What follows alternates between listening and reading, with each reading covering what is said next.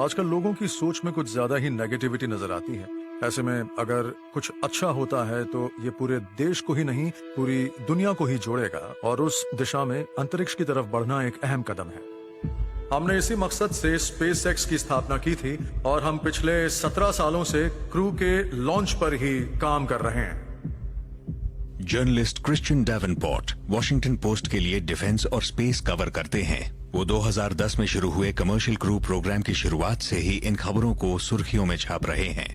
मैं तो मानता हूँ कि ये एक तरह से नया एक्सपेरिमेंट है और नासा ये देखना चाहता है कि क्या उसके नए कमर्शियल पार्टनर्स उसके एस्ट्रोनॉट्स को अंतरिक्ष में सुरक्षित पहुंचा सकते हैं या नहीं। नासा एस्ट्रोनॉट्स डग हर्ली और बॉब बेंकिन स्पेस एक्स की पहली क्रूड फ्लाइट में लॉन्च किए जाएंगे और तब इतिहास में पहली बार नासा के अंतरिक्ष यात्री किसी प्राइवेट स्पेसक्राफ्ट में सफर करेंगे। क्रू के साथ पहली फ्लाइट एक टेस्ट फ्लाइट होगी। वो फ्लाइट ही टेस्ट फ्लाइट होगी और उसे अंजाम देंगे नासा के टेस्ट पायलट्स और वो सिस्टम को इवैल्यूएट भी करेंगे। एलॉन और मैं दोनों ये मानते हैं कि चाहे कुछ भी हो जाए वो सुरक्षित रहें और हम इस बात पर पूरा ध्यान दे रहे हैं। इससे पहले कि स्पेसएक्स क्रू को लॉन्च करे, स्पेसएक्स को बिना क्रू के 2 बड़े मील के पत्थर पार करने होंगे। पहला है डेमोन्स्ट्रेशन 1 मिशन या फिर डेमो 1, जिसमें स्पेसएक्स को अपने दम पर अपने क्रू ड्रैगन कैप्सूल को इंटरनेशनल स्पेस स्टेशन पर भेजकर वापस भी लाना होगा। दूसरा है लॉन्च एस्केप टेस्ट, जिसे इन फ्लाइट अबॉर्ट टेस्ट भी कहा जाता है। रॉकेट के फेल होने की सूरत में ड्रैगन कैप्सूल का इमरजेंसी अबॉर्ट सिस्टम शुरू हो जाता है और वो कैप्सूल को सुरक्षित रॉकेट से दूर ले जाता है। इसके बाद होगा तीसरा और फाइनल टेस्ट, डेमोन्स्ट्रेशन 2 मिशन या डेमो 2, जिसमें नासा के एस्ट्रोनॉट्स बॉब और डग को स्पेस स्टेशन की तरफ लॉन्च किया जाएगा। अगर हम आज तक की ह्यूमन स्पेस फ्लाइट का इतिहास देखें तो वो सिर्फ सरकारी थी, सरकार के सिस्टम्स थे, मगर कमर्शियल क्रू प्रोग्राम के जरिए हम ह्यूमन स्पेस फ्लाइट को कमर्शियलाइज करने जा रहे हैं। रॉबर्ट कैबाना एक पूर्व एस्ट्रोनॉट हैं और अब केप कनेवरल फ्लोरिडा में मौजूद केनेडी स्पेस सेंटर के डायरेक्टर हैं। हमारा आइडिया ये है कि व्हीकल हमारे नहीं होंगे, हम किसी की सर्विस लेंगे। हम अपने काम के लिए अंतरिक्ष तक किराए की एक टैक्सी लेंगे। हमारे पास 2 अलग अलग व्हीकल्स हैं, एक स्पेसएक्स है, एक बोइंग है। जब सामने कई प्रोवाइडर्स हो जो आपस में कम्पीट कर रहे हो, तब हमें देश के आम टैक्स पेयर से और पैसों की मांग नहीं करनी पड़ती। अब हम अंतरिक्ष में अपने खर्च पर जा सकते हैं और आज इंडस्ट्री जिस तरह से वर्कर्स को अंतरिक्ष में भेज रही है, उससे मानव सभ्यता को काफी फायदा पहुंचेगा।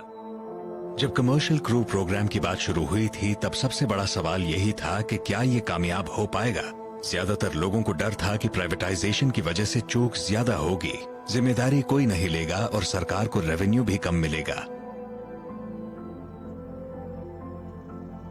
हम कह सकते हैं कि हम एक दूसरे सुनहरे दौर में हैं। ये सब देखकर और इसके साथ जुड़कर अच्छा लग रहा है और शायद इस बात पर बहस हो सकती है कि कमर्शियल क्रू और हम जो स्पेस एक्स के साथ कर रहे हैं, ये उसका ग्राउंड फ्लोर है। कमर्शियल क्रू प्रोग्राम में 2 नए कैप्सूल्स होंगे, बोइंग स्टारलाइनर और स्पेसएक्स क्रू ड्रैगन। दोनों में नई टेक्नोलॉजी, नया इनोवेशन है। दोनों ऑटोनोमस हैं। दोनों इंटरनेशनल स्पेस स्टेशन तक जा सकते हैं, ऑर्बिट में स्पेस स्टेशन से मिल सकते हैं और ऑटोनोमसली उसके साथ डॉक भी कर सकते हैं। ये उस सेल्फ ड्राइविंग कार जैसा है जो खुद को पार भी कर सकती है। ये एक बिल्कुल नई टेक्नोलॉजी है जो हमने पहले कभी नहीं देखी है। 2014 में नासा के कमर्शियल क्रू प्रोग्राम ने स्पेसएक्स को $260 करोड़ का कॉन्ट्रैक्ट दिया। करीब 10 साल तक नए स्पेसक्राफ्ट की डिजाइनिंग और टेस्टिंग के बाद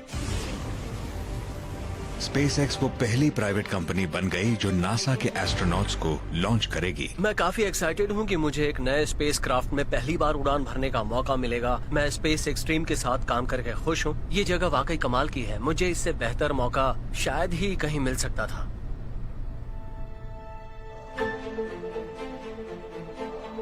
स्पेसएक्स एक बड़ी ही एम्बिशियस कंपनी है जिसकी शुरुआत 2002 में टेक एंटरप्रेन्योर इलॉन मस्क ने मार्स को कॉलोनाइज करने के मकसद से की थी। हम कुछ ऐसे काम करना चाहते हैं जिन्हें आमतौर पर साइंस फिक्शन में देखते हैं, फिल्मों और किताबों में, लेकिन हम उन्हें हकीकत बनाना चाहते हैं। पर हम उन चीजों को सच कैसे बनाएं? सच तो यह है कि लोगों को पता ही नहीं कि ऐसा कुछ हो रहा है।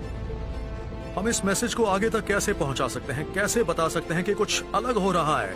देखते रहिए। आज SpaceX जैसी एक कंपनी जिसे जीत, कामयाबी और अटेंशन तो मिल रहा है, मगर इसने किसी भी इंसान को अभी तक अंतरिक्ष में नहीं भेजा है। ये एक बहुत बड़ी जिम्मेदारी होती है।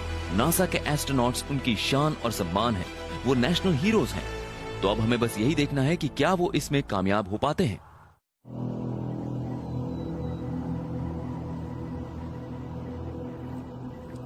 आज के लॉन्च के साथ क्रू ड्रैगन डेमो 1 मिशन की शुरुआत होगी। ये स्पेसएक्स के लिए अभी तक का सबसे चैलेंजिंग माइलस्टोन है। इंटरनेशनल स्पेस स्टेशन तक 5 दिन का अनक्रूड सफर और फिर वहां से वापसी।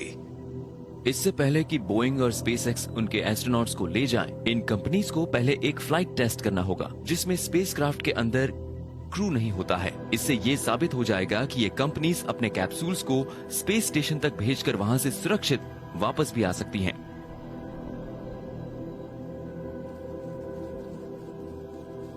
डेमोन्स्ट्रेशन 1 मिशन या डेमो 1 मिशन एक अनक्रूड फ्लाइट है।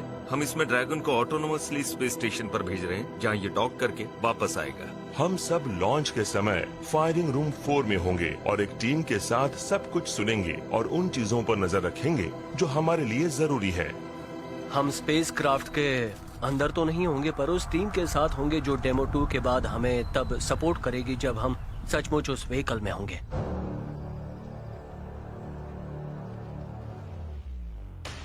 ये स्पेसएक्स के नए क्रू ड्रैगन कैप्सूल की पहली फ्लाइट है जो एक दिन अंतरिक्ष यात्रियों को लेकर जाएगा।